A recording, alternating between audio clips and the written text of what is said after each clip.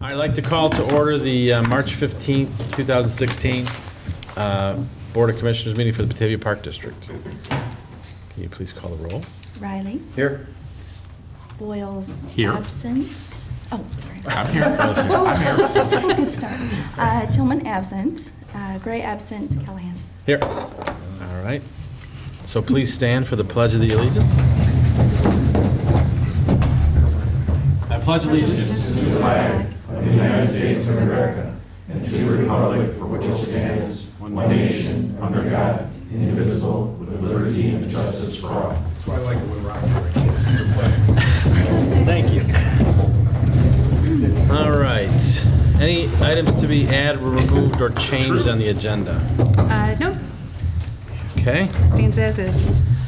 So I would entertain a motion to establish the consent agenda as follows.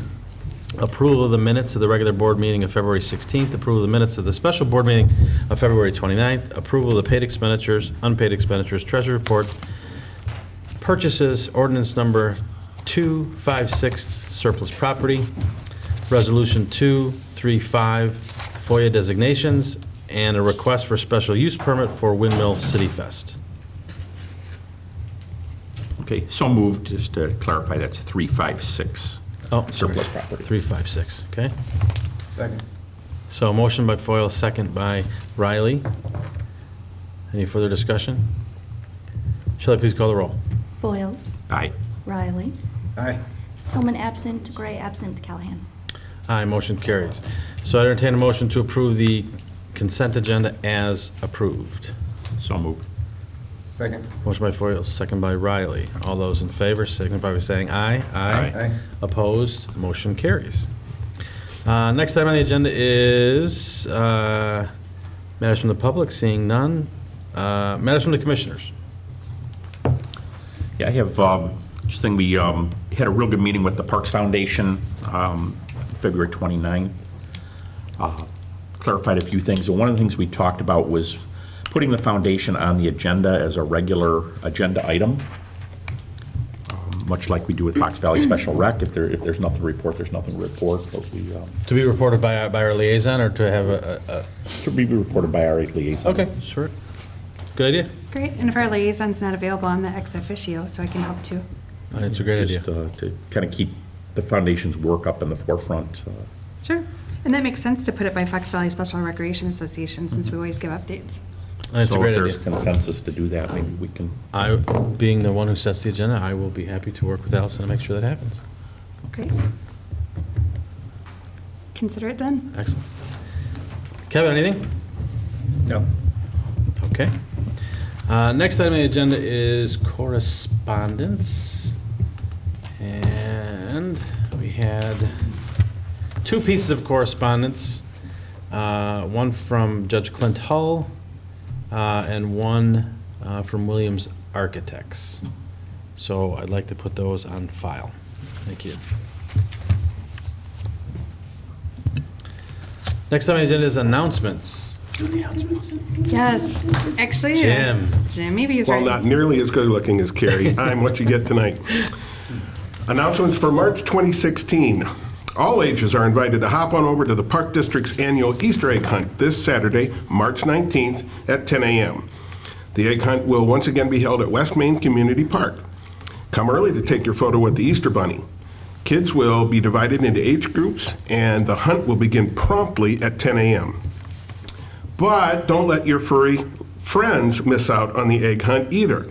Dog owners are invited to bring their dogs to the Bark Park at West Main Community Park on Saturday, March 19th to hunt for treat-filled eggs. Registration begins on site at 11 a.m. and the hunt begins promptly at noon. A portion of these proceeds will benefit Anderson Animal Shelter. And please join the Batavia Depot Museum staff for their annual Women's History Program on Tuesday, March 22nd at 7 p.m. at the Lodge at Laurelwood, 1 Logan Street. That's formerly the Boat Club. To learn more about Jane Addams, Amanda Johnson, and their fight against prejudice and poverty in Chicago. The cost for that program is just $5. For more information on these items, please call us at 630 879-5235, or visit the website at www.bataviaparks.org. Thank you. Thanks, Jim. Nice job. Well done. You scream Easter Bunny. Too short. All right, next item on the agenda is item number 10, staff reports. Any updates from staff? Starting with finance, we've been working with Novex to procure a new server. We were able to procure it at government contract pricing, which saved us $2,400 off MSRP. Very happy with that. The new server's on our 5-year server replacement cycle. It's going to house our files, our printing, scanning, and our new voicemail applications. So we're happy that's moving forward. The phone system is moving right along. We had our project design meeting. Installation is blocked off for the 1st and 2nd weeks of April, so we're very happy with that. Blue Wire's been excellent to work with thus far. Hopefully, we can have end-user training at our April cross-communication meeting, so everyone will know how to use their phones once they have their new phones. That's always the trick. On top of that, we have the Tyler Encode financial system implementation. Training schedules for our end users have been developed, and preliminary discussions with our consultants have begun on how to design our new chart of accounts and design the system moving forward. In addition, March was a busy month for the finance department, prepping for the auditors who are in next Monday. That's it for me. Terrific, thank you. Just a couple things for me. With the warm weather and the upcoming storm event we should have tonight with the thunder and lightning, we should get some free nitrogen, so you'll see the grass greening up like crazy, and everything will look great. Yay for free nitrogen. Well, hey, you know, we don't have to pay for it. And we got our soccer fields all ready for Tri-City Soccer Association, and our arrangement with the school district at West Main and Engstrom Park. Goals were placed today, and the only thing I ask is when you're out in the soccer fields, if we did have any rain, please tread lightly. Everything is still really fresh, but I hope you guys have a good season. That's it. Great, thank you.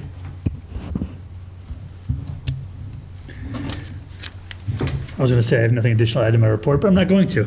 Just point out that the first bridal showcase that we did, we had 26 vendors, 45 brides, about 86 attendees. It was a very well-attended event. And it was cool, and Shannon Hall looked absolutely fantastic. So we were very happy about that. The tween nights continue to gain popularity. We had 86 at the last tween night, which was last Friday. So we're rocking and rolling with the tweens. And since Carrie's not here, and she would have loved to have made this announcement, I'm going to make the announcement. We had our Aloha Week sale. The marketing team did a fantastic job of getting the word out, and the marketing team that works up front at the desk did an amazing job of selling 788 quarry season passes in one week. Wow, Yeah, wow is a good way to put it. that's awesome. I So think we need to bring in a chiropractor to offer chair massages to our front office staff. That was a lot of work. In 1 week. So we're looking quite forward to a wonderful season. Congratulations, that's great. It was a new promotion. Yeah, that's terrific. Thank you for contributing. Anyone else? Thank you for that special you bought for. Good. I'll just take a minute to introduce myself. I know you've already heard this, but I'm Christina Webb, the new Human Resources and Risk Manager. I've come from McHenry County, where I was an Assistant State's Attorney in the Civil Division for almost 10 years. I'm excited to be here, working on behalf of the Park District and its taxpayers, and really, I hope I meet your expectations. Thank you. We're very happy to have you. Welcome. You have to do the walk. She gets off here. We have 2 missing members, so she gets off. Next one, too. Next one. One's vote in line. Welcome again. Welcome. Christina's been a great addition to the team, and she brings a great depth of the employment law experience to the table. So staff has been getting to know her the last 3 weeks, and so yeah, this is her first board meeting. Terrific. Welcome and thank you. Anyone else? No? All right. So, next item on the agenda is presentations.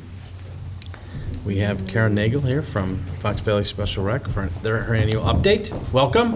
Thank you. It's good to be here. And I'd like see to you. hire the front staff's desk to sell our barbecue raffle tickets. Sounds like they're quite a team. I have some propaganda that I brought with me tonight, one of which is our fresh off the printer, our barbecue raffle booklets that describe all of our baskets. They're also all on our webpage. And then we have our most recent newsletter that came out that highlighted all of the FESRA staff. And we've had some new ones added over the past year, so it's a nice opportunity to introduce them to the people that we serve, our member agencies. Thank you very much, sir. That'd be great. And then also, to have them be well-known by the foundation and the board members for our 7 member agencies as well. So thank you for having me. As Allison knows, in addition to this visit being part of my work plan, I think it's important to come and visit you on a regular basis anyway. I come away from the meetings with having a much better perspective of what issues the districts are dealing with and have a better understanding of how we might fit into that and better serve the people with disabilities in your community. So thank you for having me. It's always good to be here. I've been to, we have 7 member agencies, so I've been to, this is my 5th visit this year, and I'm going to Fox Valley at the end of March and then to Geneva in April. So it's always been very enlightening. I think I'll go ahead and start with my slide presentation. Just for a reminder, I know there might be some new people in the room. Most of you are very familiar with our organization and have been part of us for quite some time. But we are a community-based program that provides therapeutic recreation services, and those are for individuals of basically all ages. We say 2 to upper 90s, but we actually have some little ones involved in our Mom and Tot swim program, and had a 6-month-old in recently for an assessment. It was a baby with Down syndrome, and the parent was being very proactive in getting the child involved and seeing what services are available for them in the community. We serve all types of different disabilities, behavioral, emotional, physical. We have mental health individuals, we have physical disabilities, we have the full spectrum of the autism world, and now we're really seeing the impact of the aging process on our older adults. And our older adults, I have to say I'm probably in that category, well into that category, but we're seeing the people 50 and older who have intellectual challenges where the aging process is severely impacting them, and they're acquiring the aging challenges much faster, earlier, and more intense. So it's something that we're working with one of our programs that we do in collaboration with the Association for Individual Development. As you know, we are an intergovernmental agreement that was basically formed back in 1969 to make SRAs possible in the state of Illinois. Harris Faywell was the current state legislator at the time that was instrumental in writing the legislation.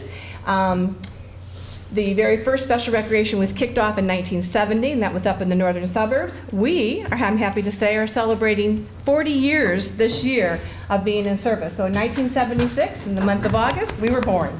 So it's kind of an exciting time. We're doing all kinds of fun things.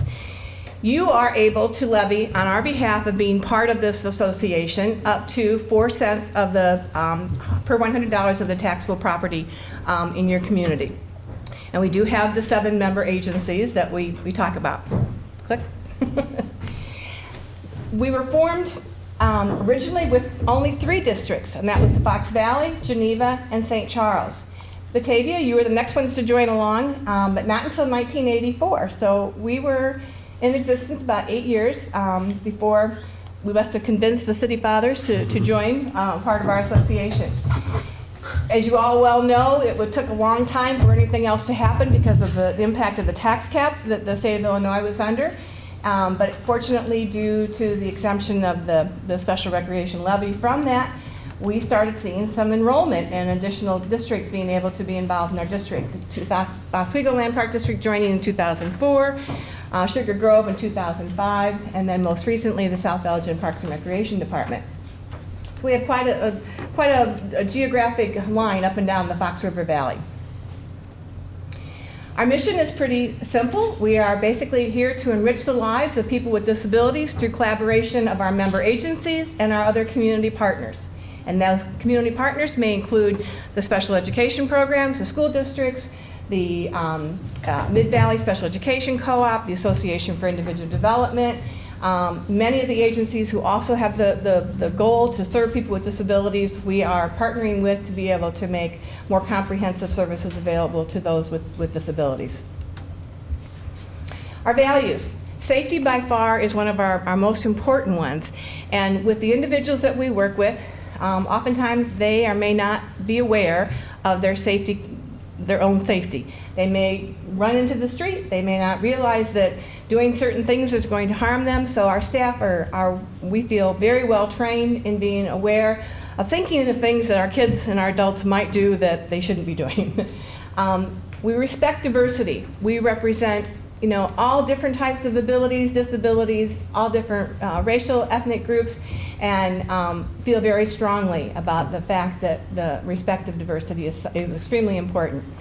We pledge to put people first. We have in our policy, and I believe all of our member agencies that have adopted the same thing, when we talk about a person with a disability, it's a person with a disability. It's not that Down syndrome child or that blind person.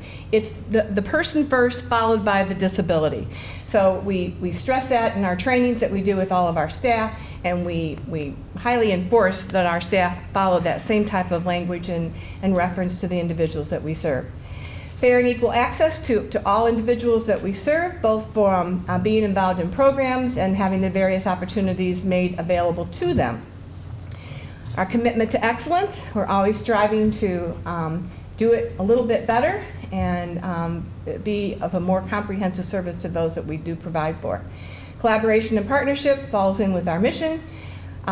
We look to have clear and consistent communication, which I think is very important for everyone. Whether you're working with a person with a disability or you're working with your local member partner agency, it's always very important to be clear and consistent.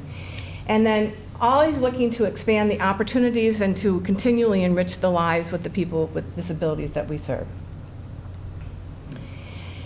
This year has just been a really exciting year for us and continues to be. I know we're only in March, but we've got a lot of things underway. At our February board meeting, our board voted to move forward to have us work with a group called Results Technology Partners, and they are helping us formulate our strategic plan for the next 3 to 5 years. The last time we did a formal strategic plan was in 2008, which brought us through about 2011. We tried to do some things in-house and just didn't quite get it accomplished like we wanted to. We are extremely excited with Results Technology Group. They have just clicked and are just very observant and are picking up things in our conversation, and we're thrilled with it. We started with them in February. We have done our staff retreat. We have scheduled our board retreat, which will be happening in April, at the end of April, and are looking very forward to that phase of the plan development and moving us forward.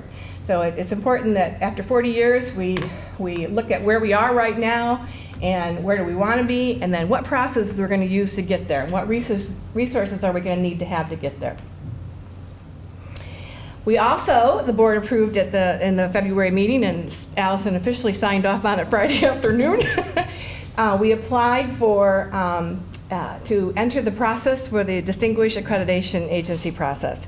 And thanks to the guidance of a lot of our board members, we know that is not a simple task. We know you all have been through it, and congratulations on your success with it. We know we have a lot of work cut out for us, but it's time that we do it. We have a lot of things here and there and a lot of things done, but we don't have it quite in the format that the accreditation process requires, and we're looking to do that and are pretty excited about it. And we feel it fits right in the timing with us doing the strategic plan and really moving the whole agency forward for the next 40 years. 40 years, here we are. I talked about that. We've got a lot of things planned. Some of the materials that I've left for you, there's a little card that talks about what our services are and then some opportunities that we have. Last Saturday, we embarked on our commitment for this summer to be involved in a parade in each one of our 7 member agencies. And so we started off last Saturday with the St. Charles St. Patrick's Day Parade, And we had one of our 15, not 15 passengers, one of our accessible vehicles that we call Chuck. All of our vehicles have names, personal names. So Chuck was with us in the parade, and we had participants, we had families, we had pets, and we had new friends that we made that marched with us in the parade, distributed that little card along with some Cheez-Its. We tried to do something a little bit healthy and got great response from the crowd when we gave out the Cheez-Its. Our next parade, I believe, actually may be the Batavia Loyalty Day Parade, and then we're going to do one in Aurora, and we're doing one in Geneva, and we were with the Sugar Grove Corn Boil, and then the Oswego Land during Prairie Fest. So we've got all the districts covered, and are looking forward to getting our name out there in a little different, unique way. We also have our annual day in the park, which you're going to see some pictures of up here pretty soon, of the event that we do it's like the second week in July on Wednesday, and that the event was started probably about 15 years ago, celebrating inclusion and bringing the Park District Day Camps together with the Fox Valley Special Recreation Day Camps. A truly inclusive event. There's all kinds of inflatables, there's giveaway ice cream, we have usually a DJ, different types of games. We do a wheelchair obstacle course where we invite everybody there to take part in it and see just how challenging maneuvering a wheelchair is, especially when you're trying to do some type of sport. This year, we want it to be even bigger. We're extending it to some of our families and participants who do not attend camp. We're offering it to some of our adult program areas to come out, and really hope that you'll send all of your camps, and that if you've got time to come out and join us so that we can recognize you and your contribution in making our association what it has become in the 40 years that we've been around. So it's a fun day. Unfortunately, we've been blessed with weather for all the years that we've done it. I put St. Charles Park District Commissioners in charge of that. So far, they haven't let me down. But it's been an amazing day. And we have the support of the St. Charles Kiwanis, who bring out a minimum of 30 volunteers. And then they also get some members of their Key Club from the high school. We've got some youth groups that come out there. And then the Kiwanis also give us a $7,000 grant to do it, which is even better. So it's just a great day, and we really hope you'll be able to join us with it. You should have gotten an email invitation by that. It's July 13th, but you'll be getting some other reminders as the summer goes along. Just some of our participants getting ready to go, I believe, to some of one of the events that we had downtown, but one of our vehicles there, I can't tell you which one it is because they all look alike to me, and I need to see the name on it so I know which one it is. But go ahead. This is Day in the Park. We are able to use the stage mobile from the Fox Valley Park District to host our DJ and make announcements and have some special performances up there. As you can see, it's a very multicolored day with every park district coming out representing a different color, which is kind of fun because we can automatically know there's Batavia, there's Geneva, and we can also see which ones kids are getting in trouble. Uh-oh, they're the ones over there not doing what they're supposed to do. It doesn't happen very often. But it's really a fun day, and you truly see inclusive activity going on. Kids don't recognize any differences among the kids that day, and that's what we want to accomplish. These are some of our highlights of our activities that we do throughout the year, and this happens to be our recognition banquet. And every September, we take the time out to have a very nice dinner and an awards presentation and, of course, dancing. But we recognize participant accomplishments, staff accomplishments, member agency accomplishments, various community groups that may be helping us, Inclusion Supporter of the Year, a wide variety of different accomplishments that are celebrated at our annual recognition banquet. We do that at Piper's here in North Aurora, and we're going back there. I just signed the contract for that today. And we'll have about 250 to 300 people there. We're making it bigger this year. Again, it's another anniversary celebration. So but the participants really get very into it, especially the dancing time. They always tell me to stop the awards, stop talking, and go on with the dancing. So, okay. Here you see them dancing. And this is, again, they could do this all the time. In fact, one of the major events that we're doing and offering free is we're doing a dance of the decades. We're going to highlight the 70s, the year that we were put together, the 80s, the 90s, the 2000s. And we have a band secured. It is going to be a free event to all of our participants. We're inviting other special recreation associations. And again, you announce a dance, you'll have half of our population there without any hesitancy whatsoever. So they really get into that. This is one of my favorite stories. 3 years ago, we hosted our prom, and both these individuals have a form of cerebral palsy. The young lady in the chair, whose name is Siobhan, is much more physically impacted by the cerebral palsy, but her date is also impacted. We had a dinner that night, and the staff were all ready, available to help with Siobhan to be able to eat her meal. He would not have any part of it. He was taking care of his date. He fed her all night long. They danced, they have been sweethearts. They met at summer day camp years back and have been close friends. They text, they phone, they write. It's the coolest relationship. So there's some fun little love things that happen in our program. Okay. One of our other buses, we have currently our fleet of 7. There are 6 accessible buses. One is not accessible, but it's a bus that we can use to take more of our Special Olympians on their competition and other ones who do not need the access of a ramp or a lift. We also have a minivan, which is very handy for our smaller number of programs that have a smaller number enrolled in it, and to get to and from places a little easier than, and for parking purposes, than some of our vehicles. So. Therapy pool at the Vaughn Athletic Center. The water aerobics and the programs that we do in that heated water is phenomenal. I know that you guys have all strived for the indoor aquatic situation for the district. If we could have one in every one of our districts, we would keep them very busy. It's just such a nice thing to have. It works to all ages, all different types of disabilities, and we are in competition with using it with the Vaughn Athletic Center as well. So we really could use 10 more. So if I can give you any encouragement to do one, I'm sure you don't need any, but we would put a vote in there for you. Water aerobics, water exercise, water walkers. We do swim lessons in there. We do a variety of different activities in there.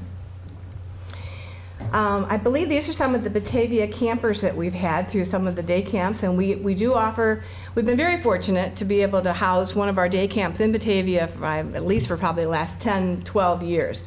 This year we're going to be using, I still call it the boathouse, I'm sorry. I know, it's a different, Laurel? Is it? The Lodge of Laurel, okay. Our Beyond the Stars, which is our group from 22 to 30, we'll be using that for for their summer camp, this program, and in the summer. And we are very appreciative of you giving up your space. We know that space is limited for everybody, and we appreciate what you are able to give us. So. Another one of the activities that's happening at camp, they're out it looks like the parking lot doing some chalk work, but just a highlight of some different activities. A great deal of assistance goes into our camp programs, and really any of our programs, but in our camp programs, we're seeing the kids using the chair, a lot of hand over hand, a lot of physical assistance, oftentimes with feeding, oftentimes with assisting with toileting issues. Our ratio is sometimes 1-to-1. Generally 3-to-1 is what we try to do, but depending on the need of the child, in order to make that a successful experience for them, we need that staffing ratio. By far, if you look at our budget, Alice knows this very well, staff is our biggest cost. We are a very people-oriented agency. Some of the activities that they're doing at the camp, I think this was at Rotolo last year, possibly. But all different types of activities throughout the day. They try to keep them moving, try to keep them fit, keep them challenged with some cultural activities and some sport activities and entertainment, all kinds of fun things. And each camp is set up so that there's an age group and some disabilities that coordinate together. And then we are fortunate to have 2 of our campsites which do a north and south. So we have a north and south of the age group between 12 and 21, or 12 and 20, both in the northern part and one in the southern part, which helps reduce some of that transportation cost that we have to deal with. So, okay. Some adapted bowling. We make things happen in a lot of different ways. And this was your Easter bunny. I wish I would have had it earlier, Jim. This was when we assisted with you and were involved in an inclusive opportunity for your Easter egg hunt. That was one of the photos from that. Another activity, I believe this is one of the inclusion activities that we have with one of the little kids in some of your programs. And this was at Batavia High School, and we hosted our prom there. You can see we have everybody decked out from either the tuxedo to the very fancy dresses on our girls to the shirts and ties, but this is a good group of friends who have been long-time friends. One of the things that I think parents who have young children don't necessarily realize what's going to happen with their children when they reach the adult age. I'm going to start bringing a parent with me, a parent of one of those kids who started with us when they were probably 5 years old. Now are just turned 30. And the friendships that they have developed by being involved in our programs have been instrumental. And parents have to see that there is that opportunity that's going to grow with them. And we're an agency that helps that happen. So. These are some statistics which you can't read because the numbers are really small, but what it breaks it down to is the different types of disabilities that we have seen, that we've collected of people who have been involved in Batavia Park District since our database started, and that was back in 1997. By far, one of our largest that we will see is a developmental disability, but that's kind of a catch-all for a lot of different disabilities. And we're in the process of cleaning up our database for our registration, and we're going to more refine these so we don't have so many, some of which overlap. Another large area that we see is autism. There are 67 individuals that we serve from in Batavia that are in the autism spectrum. Another large area, we have early childhood delays. This is one of those goofy things in the system, is that they're put in when they're between 3 and 6. Well, I hope they're still not classified as early childhood when they're 17, but it does move forward with their age. But it's kind of deceiving to see that. We'd like to see that defined differently as far as what type of early childhood delay they have. If it's a physical, if it's a speech and language setback or whatever it may be. Another area that's pretty significant is, well, you see community member up there. That's not a diagnosis, that's not a disability. It's for if we have you come to our banquet and you're registered for it, you're listed as a community member. You're going to be defined that you're part of Batavia, but you're not going to be defined with an age or a disability. So we keep track of it. We're serving you, we're providing the service to you, but you're not one of the people that our agency is truly designed for. So just gives you a wide variety of the different types of disabilities that we're working with. So, okay. Lose the training wheels. This will be our 5th year that we offer Lose the Training Wheels. You can see that's a little different looking bike. It's got a roller on the back. We contract with a company called I Can Shine, and I think they come in from the Pennsylvania area. They bring in their special equipment, they bring in an equipment manager, and they bring in the project manager. We support all the volunteers and the staff to help do it. They can take up to 40 individuals in this program. They meet for 75 minutes, 5 days a week, so we usually offer 4 sessions a day. We do it on the tennis facility at the Vaughn Athletic Center, so it's 9 courts wide. So what they do is that the staff, there's 2 volunteers for every child. They must run with the child around the whole perimeter of the tennis court. So we call the program Lose the Training Wheels for the kids, and we call it Lose 10 Pounds for the volunteers. And believe me, they do. The staff come in, our office is stinking to high up until they're done after all the sessions. There is an 82% success rate for those kids to lose the training wheels and to be able to ride the bike. One of the best stories I love to tell is Shane Hamilton, who is the park superintendent at South Elgin. He has a son, Cole, who has autism. Cole wanted nothing to do with the bike they had in the garage. Cole would yell and scream at the bike. Kept getting him, he said, "Get it away from me, don't like it," would be upset when he'd see it. He graduated last summer riding the bike independently. And to see Shane tell that story, I'm going to cry right now, but Shane to say it's allowed independency in his child's life. He can play with other kids. He can go on family bike outings. It's just opened up a whole new world for him, as it does for any of the kids. We've had some kids who've had to go through 2 years in a row. We may have one that has to go through 3, but most of them leave there independently riding their bike, which is really cool. It's an expensive program, but we have felt it's very worth it. So, another one of the kids who look like they're pretty successful. There's no special wheels on that, and they're riding their independent bike. We give them a little driver's license at the end of the week and a certificate, have an award ceremony.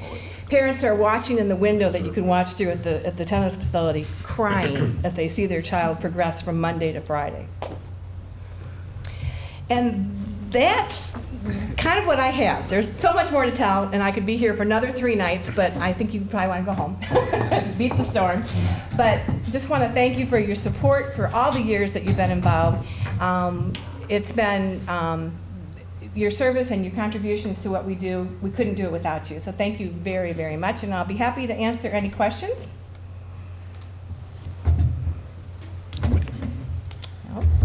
Just hope you come to our barbecue on April 13th. All the information's in front of you. If you can't make it, you can order online. You can have a pickup. We can deliver it. You just win one of the baskets. That's what we ask. So, Thank you for everything you do, Carol. oh, Yeah. thank you.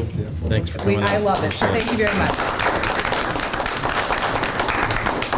So since Carolyn's not going to say this, I'm going to say this on her behalf. She was the recipient of the Robert Arts Award during the Illinois Association of Park Districts and the Illinois Park and Recreation Association's conference. And that is like the most distinguished award that you can get as a professional staff member. So usually it's for those people that are a year away from retiring, and she's obviously still in the prime of her career. So I'm only 23. So congratulations to Carolyn. They made the right choice, Carol. They Thank made you. the I was right very choice. honored and still amazed and very surprised. Thank you. Congratulations. And thank you for all the winnings that Batavia had that day at that conference. You had all kinds of accomplishments. That Rising Star? Yes, the Rising Star. Congratulations, Kevin. And you can't too, right? Karen, did Karen get something too? Yeah, the marketing Marketing department. department, yeah. Well, congratulations, all. Thank you. Thanks, Carolyn. All right. So, next item on the agenda is Executive Director's Report. And Wasn't it? actually, my board briefs were emailed last week, and I do not have any updates. All right. Old business, Capital Development Plan Progress Now you get to Report. hear from me. Better put a microphone on. I guess I've been doing this for a little while. I'm going to give these to you in the order of our activity of the projects. We really have 3 to update at this point. Our playgrounds, Engstrom and Hartfield, both of these playgrounds are being replaced this season. You will see next Monday construction safety fencing being erected at both Hartfield and at Engstrom. That's Monday the 21st. Tuesday, the Kids Around the World group is coming in to remove the playground equipment at both of those parks.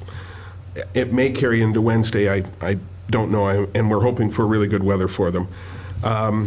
Once that equipment is gone, Hacienda Landscaping, our contractor, will be starting on the 28th, weather pending again, at Engstrom. They will be concentrating on Engstrom till it's completed, and early into April, they will be starting at Hartfield. They'll be removing the old surfacing, they will be repairing, replacing the drainage, all of the steps that we go through, and then erecting all of the new equipment. Both sets of equipment, except for the zip line that will be at Engstrom, are to arrive next week there. So we're really excited. So far, the scheduling has just run true to form on that one. I'm going to add a little footnote to your report, Please. Just for the people watching at home, and that is that the Space Net at Engstrom Park is going to stay intact. Oh, yes. That is not going to be part of the playground removal.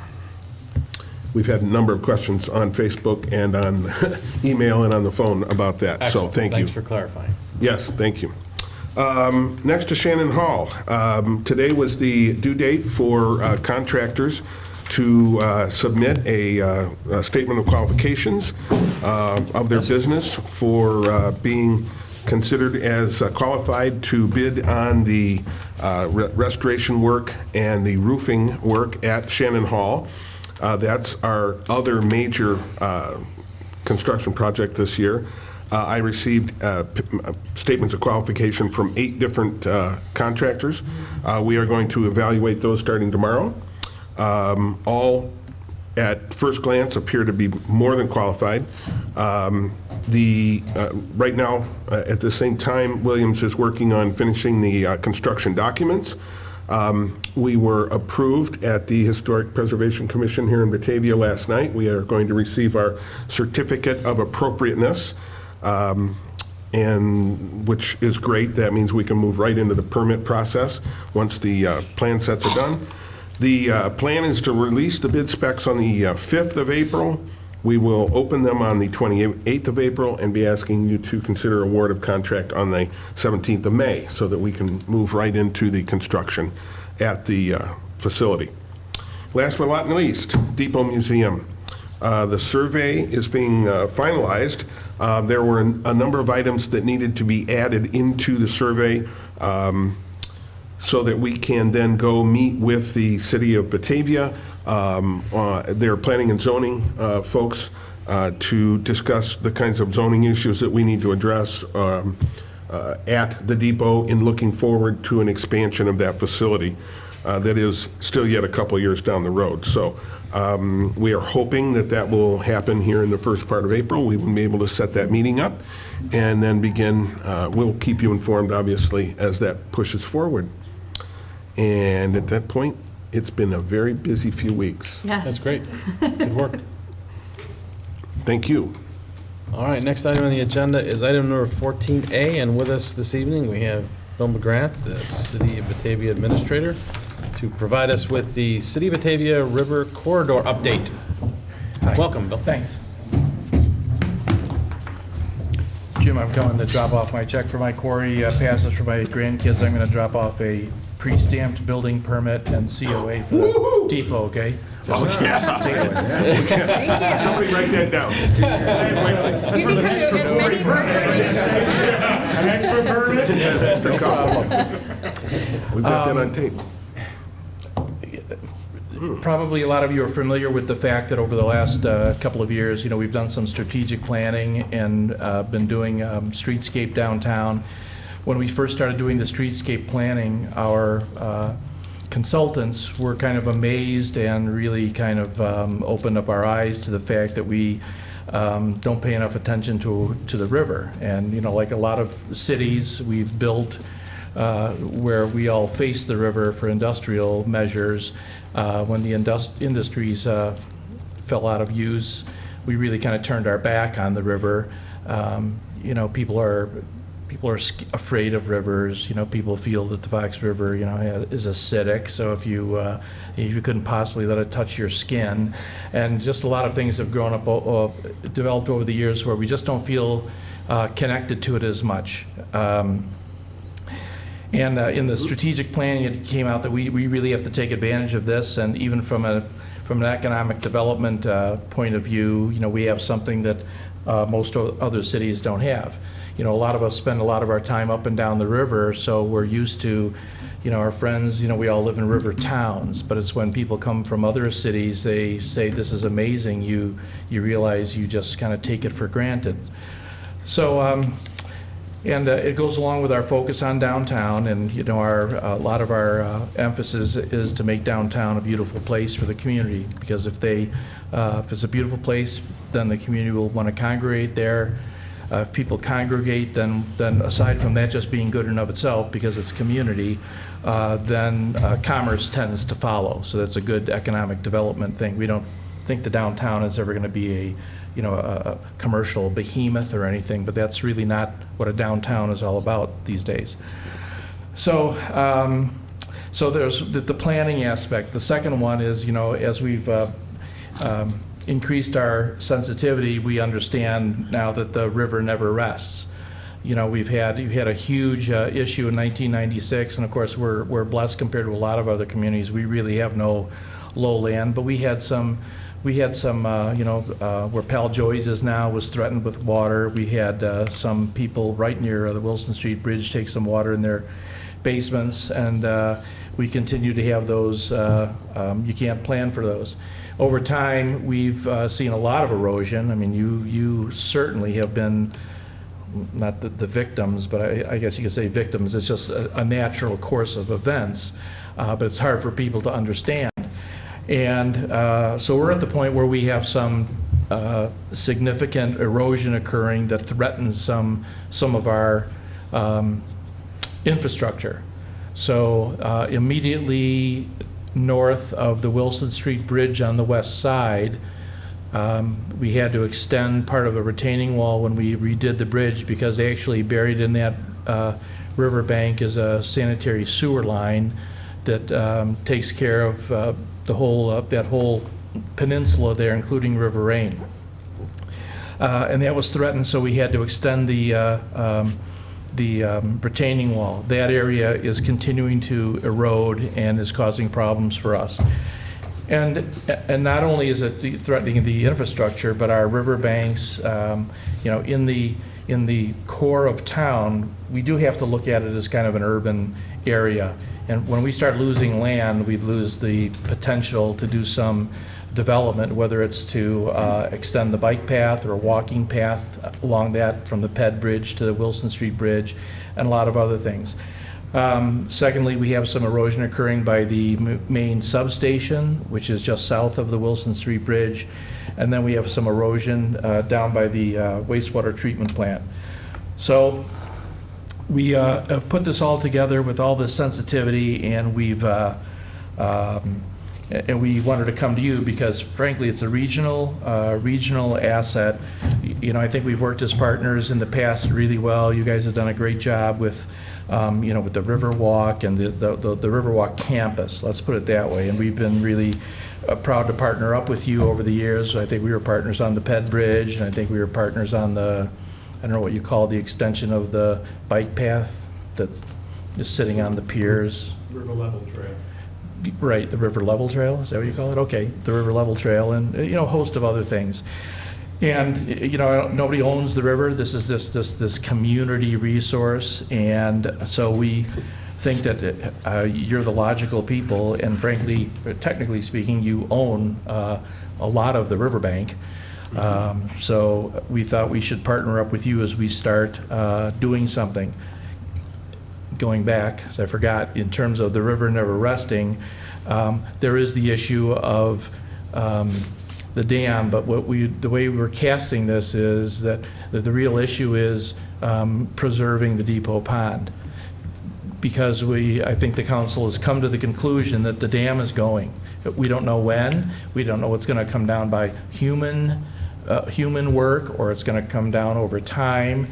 But none of us want to be in the place where it does come down, even partially, and not having planned for that, not having planned for the protection of the depot pond. As things stand right now, the state will put absolutely no money into repairing dams. They will possibly put money into maybe doing some transition work with dams so that fish can get up, but I think the overall view is that most of them are going to come out. Our dam, if you're familiar, familiar with it, is starting to delaminate. It had a breach in the 70s. Maybe you've seen overhead pictures of the land that was created almost out to Duck Island. Even now, when we have huge events, some of the boulders that the state put in when that part of the dam was accessible, they have moved a little bit, and so I think we permanently have a little loss of some height at the level of the depot pond. So, that's a real serious one. But as we know, it's a very emotional situation. For those of you who were here several years ago when we did have the discussion about the dam, we've all learned that people have an incredible emotional relationship with all things relating to the river and impoundments and, the noise of the water going over the dam. I mean, all sorts of things. So, that's another reason to approach it with a partner and to approach it really sensitively and smartly. But the project is we're assuming that it's to save the depot pond. When we met last week, just so you know, they didn't take a vote. They decided that they didn't want to pass like an ordinance or a resolution, but certainly wanted to pass the message to this board here that despite what there's always rumors heading around about the depot pond would make just a really nice rain garden or make a really nice wetland area or another park, that the city council says nay. They're totally want that depot pond to stay there, period, end of story. So I don't know how these little rumors get started, but anyway, they wanted you to know that. That's what their feeling is about how important it is. So I started talking with Allison about this partnership, and in fact, I think we went in together last year after I appeared. We tried to get a grant to do some preliminary conceptual work. We were turned down for the grant. Apparently, they really were looking for projects that had more economic development impact, and this didn't. So we lost that, but we need to be going ahead anyway. We think that there's three projects. One is the erosion, which we're just going to go ahead on. We have to do it, even if we don't have a permanent fix. It may be the kind of thing where we actually have to just put in some naturalized area or riprap or something just to stop exactly what's going on while the community, can gather get its breath and decide what really to do. Then the second one is like the long range. In our minds, the long-range plan of how we want the river to fit into our lives here. And a lot of that has to do with access to the river. Some of this starts getting more into your bailiwick, access to the river, recreation on the river, but it's certainly a partnership because of zoning, and it starts getting into, well, how are you going to treat the river in terms of what are these riverbanks going to look like? And we also, boy, I'm talking a lot, aren't I? All the river towns have started talking with each other. There's just much more sensitivity about the river. And I can tell you my observations at the moment are that Elgin needs to keep their dam because they need it for drinking water. St. Charles really probably wants to make this is my surmise, that I think they want to keep their dam but make it as safe as possible and allow fish to get up and let people get up and down it as safely as possible, but they really value their impoundment. It's a huge thing. They really see an active recreation component. Geneva, for the most part, they're very concerned about safety because more people have died in their dam than most of the other dams around here. So, but they also really appreciate the aesthetic value of their impoundment. So what I see happening there is probably, they may fill downstream of the dam with boulders or do some cutting or something, but I think that'll stay in place. Everybody has their take on how they want to use their stretch of the river, and we realize that our stretch of the river, dam or no dam, from here down to North Aurora, whose dam will come out if the money ever gets freed up, we probably have the most family-friendly study of biologic diversity portion of the river than anywhere around here. The river's really shallow, it's safe, but we have so many, macroinvertebrates and islands and all these things, eagle habitat. So in terms of the big view, we see our stretch of the river could be the most family-friendly of all. I know when we looked at the dam several years ago, and DNR or OWR brought in McLaughlin from Denver. He was a wonderful whitewater guy, but everything was, well, let's build this whitewater thing that we'll have the Olympic tryouts here, and we'll bring like thousands of people into the backyard of the Riverine people. Mm-hmm. And it was just way, I think everybody felt it was just way too intense for our area, and particularly that little physical area. So the way it's turning out, I think our area will just be like terrific, and it can be just marketed and whatever for families, because that's what we are as a town, and those are the kind of people we'd like to attract to have a good time. So I see, and some of that doesn't necessarily require as much as much money for these huge kinds of projects. The dam's a big one, but a lot of other things you can do fairly low cost. So the council wanted me to come and talk to you folks and see how you felt about engaging in a partnership.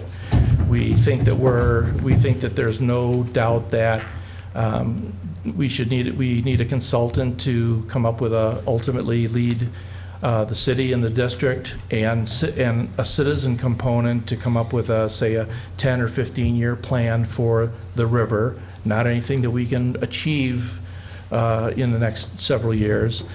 And then if we can do that, then we have a subset of that, which is the depot pond. And I think by relegating it to be a subset of a much larger picture, maybe we can kind of take some of the emotion out of it, not be pointing towards a date where there's going to be actually any action taken, have citizens be involved and really learn about these things. Maybe we can find technologies that we can use to protect that.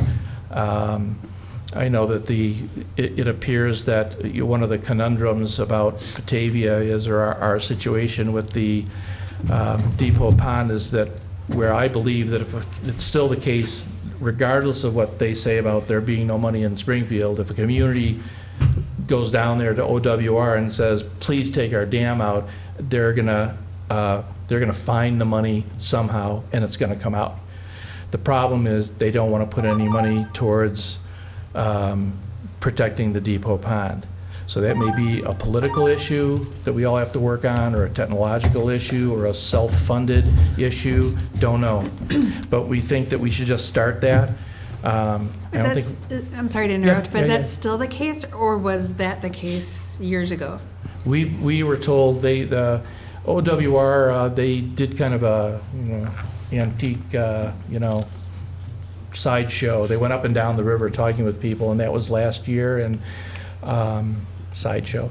And they basically told us that they were interested in taking down dams, and if they had money, that's where the money was going to go. But in the political reality is we're dealing with people who work for, in the political system, and I would never say never.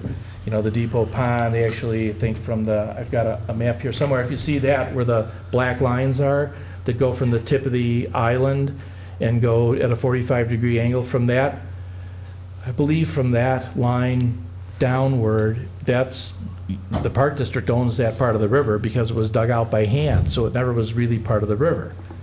So you have more maybe property rights over it, although you still have to deal with the Army Corps because of the impacts. I have no idea what that will mean in terms of us being able to be creative and to protect what we have, but I think it's going to be a fairly long-term project as to what we do with the whole river. So I think that's basically it. I think Allison told me you've had some preliminary talking about somebody you wanted to look at. We'd be glad to have either the little staff group to do that and try and bring the dialogue, mature it somehow, and get an idea of what your opinions are, and then get an endorsement of it by both groups. We'd love to. I think the council would love to have you over, or you could have them over. There's more of them than you, so whatever, and talk about it when we maybe get a little more to really discuss. But so tonight's really basically it. The invitation to dance. So I certainly appreciate City Council's willingness to partner with us. As staff, we've always partnered together, and it'd be nice to get the City Council and Park Board together in the room to talk philosophically about the future. Like you said, there are so many issues at hand between erosion and identifying what the needs are, what the future needs are of the depot pond, for that matter. That it'll be great to get everyone in one room and begin that discussion, begin that dialogue. Yeah, and do it slowly, not under any, big pressure of there being a date or anything, because, I think OWR really had this process, and at the end of it, they wanted a decision, and they wanted to do something. And then we had, the emotion was so high, we had to have, we ended up with a referendum, which, maybe the process will be designed so that it results in a referendum. I don't know. that may be the end point, to say, okay, we're just gonna, from day one, this is where this one part is gonna end on funding or something, and if, put your money where your mouth is, and here's what we need for bonds, and that's how we're gonna protect it. I don't know, but, so, Well, thank you for coming out. Yeah. And appreciate the city council, bringing this back up. We certainly have talked about it from time to time and recognize the limitations of not only this board, but the ability to really do anything without a formalized plan in light of all that's transpired, having sat through many of those with you. I think there's been a lot of history, and no pun intended, a lot of water passed under the bridge at this point, and a lot of new people Or in over the town. dam. Over the dam. But a lot of new people in town that Yes. I think a significant portion of this will be a re-education process to get folks to understand, the area of downtown that they love so much has the risk of going away, not by any, choice of our own, but certainly by Mother Nature and certain finances.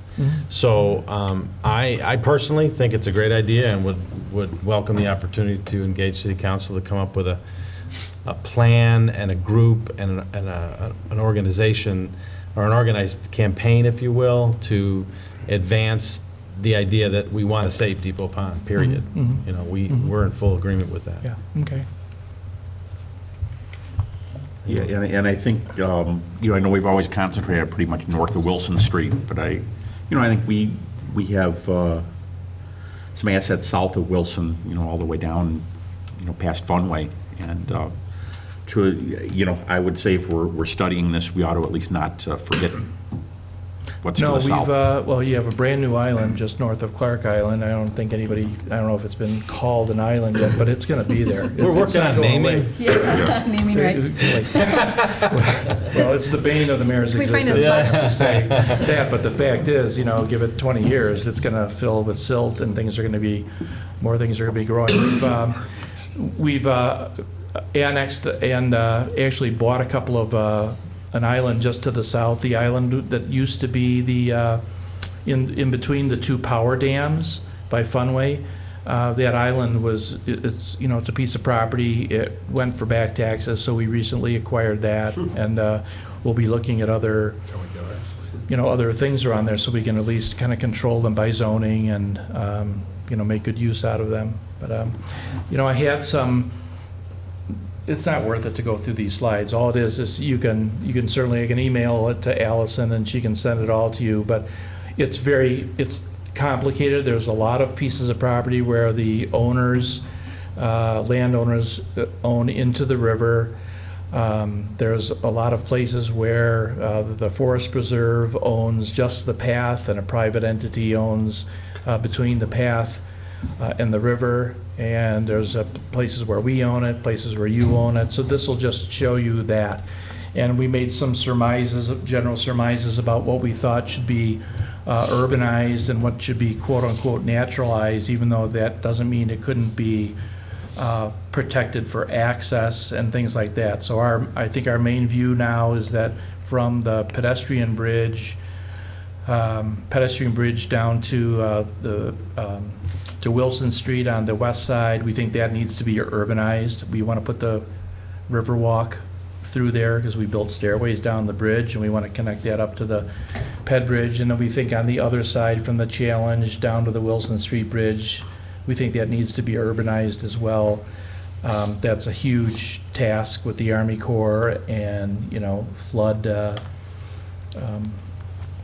what you have to do, compensation. But I think there's an acknowledgement that it is an urban area, and the banks are too steep for people to really utilize. And so we just want to talk about if we can possibly do that to foment more economic development, and then do some learning. So our RFP or RFQ that we're sending out for our erosion is going to, the product will be two conceptual plans to how to fix it with naturalized, plantings, and another one that would be more, can I say, artificial, like riprap or something, and just because the council needs to see that.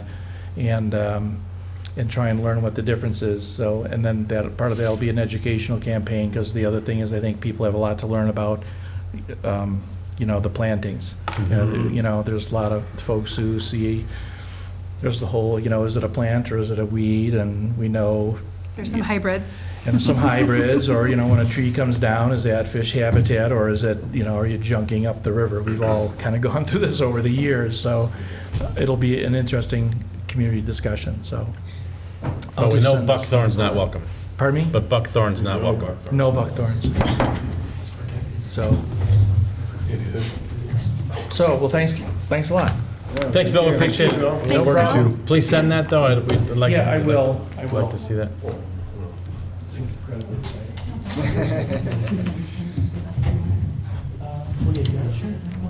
Thank you, Bill. Thanks, Bill. Appreciate you coming out. All right. So next item on the agenda is item number 14B, intergovernmental agreement with the Village of North Aurora for police enforcement of the park ordinances. Yes, this is actually the first reading. I approached the Village of North Aurora a while back. It was actually our Parks Department's appreciation lunch. And as you know, we have three parks that are in North Aurora. And we haven't had a previous agreement with their police department. And Mr. Price years ago said, you might want to consider, having something solid in writing with them. So, so we invited them to our dance, and I sent them the ordinances. They had some questions about the ordinances, but they understand that. That they would get to reap the revenues from the citations. They were pleased with that. They see it as a great revenue source, but also to keep, the main reason, to keep the residents safe, and keep our residents safe. And this is kind of mirrors what we're already doing with Batavia. We have one, I think. With Yeah, Batavia. exactly. Okay. It makes it clear when you prosecute these things that there's jurisdiction to do it. We did a lot more detail with Batavia around some things that we were having problems with, like originally the skate park, if you'll recall. Yes. There was some vandalism, a question about whether we were going to confiscate. People were using bicycles, which it wasn't designed for. So we're not doing that level of interaction here. What it does is close a loop so that when the officer issues a ticket, the prosecutor has more leverage and that there's no challenge to, well, how are you enforcing? I mean, it's there, so yeah, it's just standard form model. Great. Is there any coordination there if there's, say, a violation in a North Aurora park, and we don't want them in our parks, for example, any longer? The Batavia Police Department, we find out about it. But, Well, I don't know that we've had that situation, but I imagine if we had somebody, I mean, they do coordinate on things like, sexual predators who are registered sex offenders. They're not allowed in any park. So if we discover one in our park, I'm sure the word goes out that this person's local and been an offender. And so in terms of coordination, though, I don't know that we've ever had such an issue, but I don't think it's a problem. If we've got an enforcement action going on, we'll alert everybody to it. I don't, in my time here, we've never issued a solid ban on anybody from anything but the dog park. And the quarry. That's the and only the quarry. ban I'm And the aware quarry. of. They do the quarry. Well, and I asked to have a clause put in about reporting as well, so that way if, the police department can have X amount of days to report back to the park district if there's a drug problem within one of our parks, or maybe it's a vandalism problem within one of our parks. That way I can let staff know, so that way we can kind of deploy our resources to take care of if it is a vandalism issue. We've got graffiti remover, we can adhere to that right away. Some of the after-hours stuff. Yeah.